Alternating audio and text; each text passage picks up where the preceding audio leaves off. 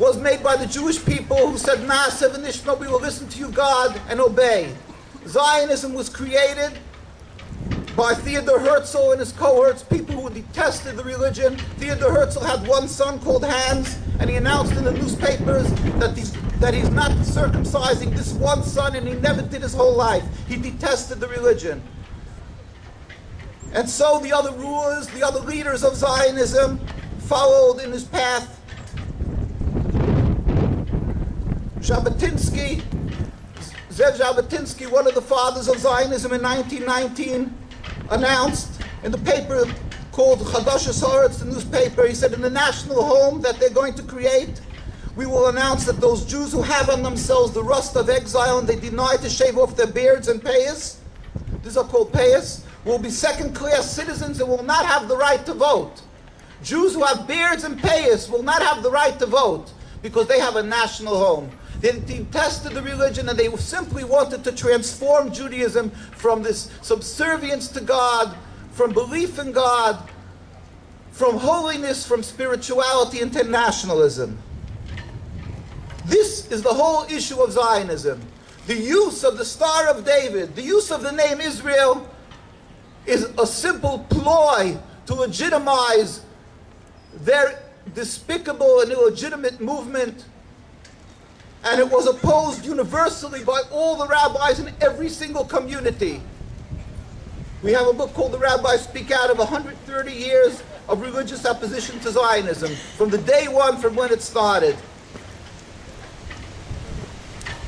Zionism, in its essence, is a rebellion against God. It is ignoring that there is God who rules the world. It uses the concept that where is God to protect us? Where was God by Hitler? It is rooted in blasphemy, in heresy, in ridiculing God-fearingness, ridiculing God, calling him weak, and claiming that we have only one option, and that's to take a gun in our hands. But it's also not only its essence, but when it takes its action, and it created the state of Israel, it rebelled in every phase, in every facet against God. Why? Because God in his ultimate wisdom realized that there will be people who will not have patience, who will not accept the protection of God. And therefore God put us under oath by King Solomon in Shir Hashirim, Song of Songs, where he put us under 3 oaths. He said, I realize there will be people who will try to end exile. Therefore, you are under oath. 1, do not return en masse to the Holy Land. Do not go up in large numbers. Secondly, do not rebel against any nation. You must be loyal citizens in every country you are residing. And thirdly, do not attempt in any manner to end exile. These 3 oaths was upheld by all the Jewish communities for thousands of years, and the rabbis, the Maimonides, Rambam of blessed memory, and all the others, when they were approached, there's many responses by Jewish people, and they asked them, should we buy a piece of land? They said, have patience. God is all compassionate. God sees your suffering. When the day is right for the end of exile, which started with the destruction of the temple, then God himself, without any human intervention, will bring a spirit of belief in the world. God will make a metaphysical change, will make a miraculous happening where all the world will recognize God, and we will all join arms and go up and serve him. All the nations will join in arms and go up and serve him. That's what Jewish prayer is. We yearn and we pray. That's Judaism 101. That we pray for the day when all nations will believe in God, and we will all go up and serve in God, and God will create a temple and a Jerusalem out of fire, a spiritual issue. That is what we hope and pray for. And that is why for 2,000 years since the destruction of the temple, Jews never went and built that temple, never went up in mass and expelled people from there and decided to make a land because they were believers in God. But these Zionists, Theodor Herzl and his cohorts, they were not Jews who are true to Judaism. They were nationalists, and they didn't have the moral ruler of the Torah of God to dictate to them what to do and what not. So they're ready to sacrifice on their altar of Zionism anything and everything that stands in the way, whether it's the Palestinian people's lives, the people of Gaza, or their Jewish brethren. And so when they decided, they had their meetings in Basel, Switzerland in the 1890s, they sat down, their heads bare, not covering their heads, and they discussed their nationalism to create a state. They decided in Uganda, Patagonia, wherever it would be convenient. But then they said, who's going to support them? So they said, we must go to Palestine. But who's going to support them in Palestine? Well, it's very simple. They're going to hijack and steal the identity of Judaism. They're going to put on this aura of holiness and claim that the messages of God to begin the redemption is Chalta de Geula, the beginning of God's redemption. So these phonies, these hypocrites, these ones who openly detested the Torah, who openly stated that they're not circumcising their children, all of a sudden they had messengers with beards and payas walking around and saying, oh, we're in exile for 2,000 years, everybody's our enemy, everybody's anti-Semitic, and we have no choice. We're going to create a state and do God's will. The end of exile, they have this emotional music with the end of exile. I'm following along, I see, I have 5 minutes. So these people, using the Jewish name and identity to intimidate anybody who stands in opposition, decided to go to Palestine and breach every oath of exile. But we didn't mention one issue. Unfortunately for them, maybe, and unfortunately for us and for the world, being that they decided that it's practical to go to the Holy Land to create the national home, they had a technical problem, that it was inhabited by people. Not a small amount of people, but the majority of people who were living there were Muslims, and then there were the Christians, and then there was a smaller minority of Jews. And in order to be able to create the national home, they had to do something with these people. So the first thing was, they created a view that these people are our enemies. First they said it's a land without a people for a people without a land. And then when people started realizing that there is a people living there, so they said, oh, the reason they don't want the Jews amongst them is because they're anti-Semites.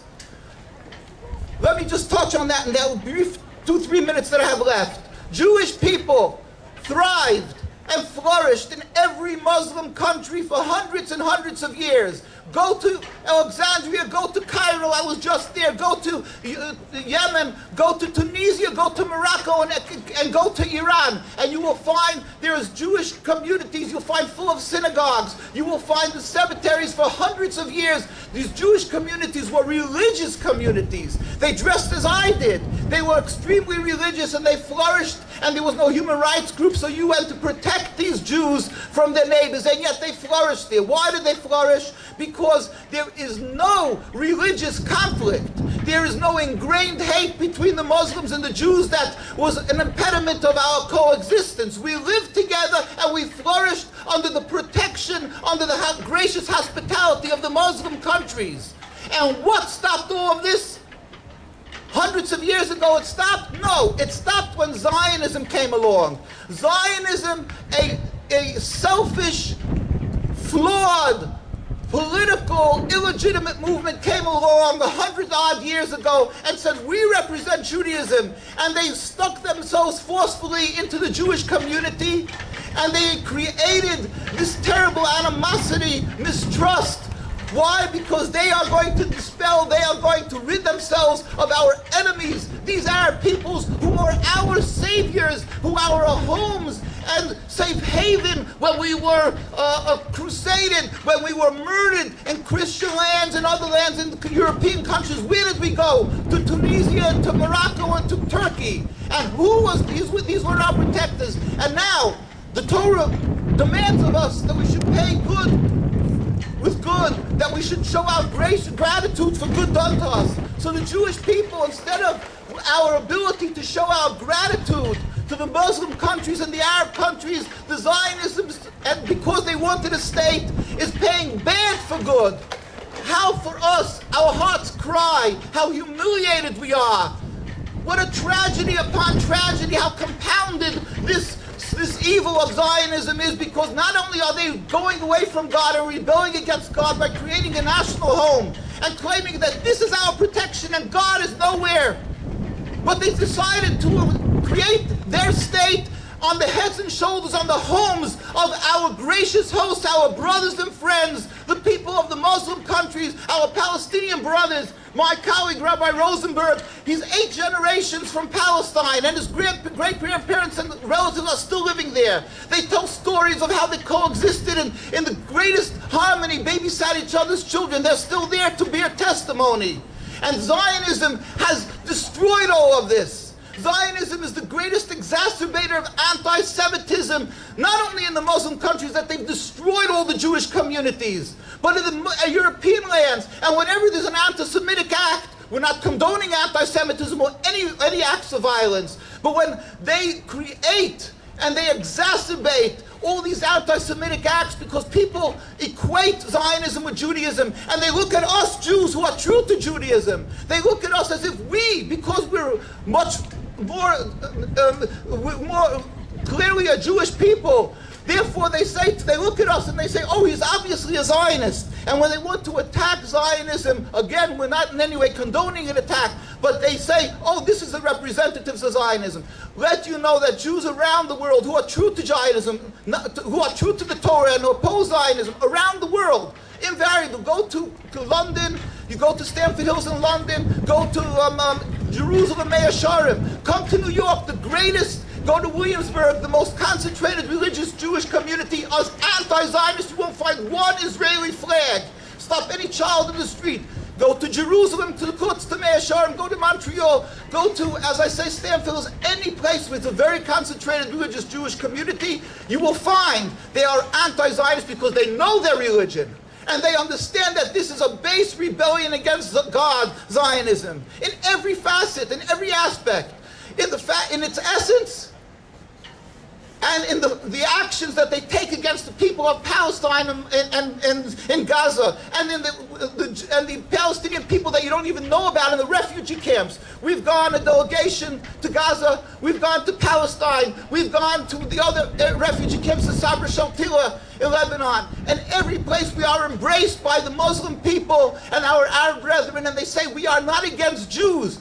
Even though they're suffering, they say we are not against Jews. We have one thing, we want our respect, we want our freedom. And we as Jewish people say it belongs to you, and it's rightfully yours, and God is righteous, and God will give it to you. We urge everybody to pray to the Almighty for a speedy and peaceful dismantlement, for this totally illegitimate state, every inch of it, because it is a rebellion against God. It is rooted in rebellion, in blasphemy, and it was opposed by all the rabbis. Time does not allow, but we have the documentation of all the rabbis. The chief rabbi of Palestine in 1947, I'm ending, pleaded with the United Nations. Rabbi Dushinsky, we have the records. He said, we furthermore wish to express our definite opposition to a Jewish state in any part of Palestine. Chief Rabbi J. Dushinsky from Jerusalem, July 16, 1947. We'll go on and on. Then you can look that till today the Jewish people demonstrate and get brutally beaten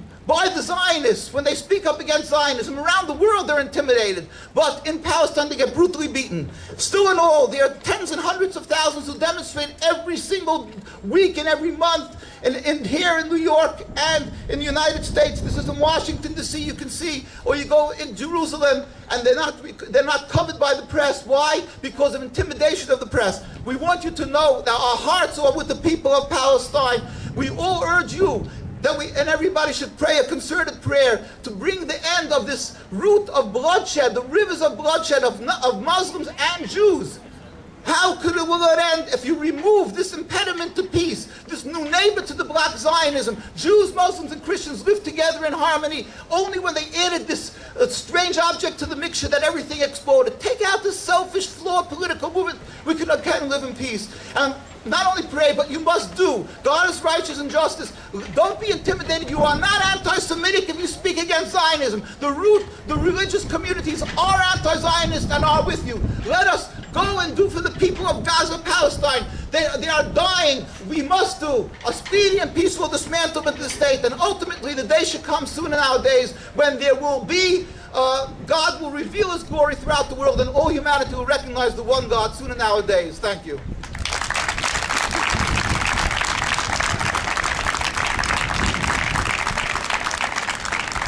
I apologize for that short presentation. We will have another program with Rabbi Weiss tonight at 8 p.m. Hope you guys can check it out. We have booths back there. We have more information. Right now,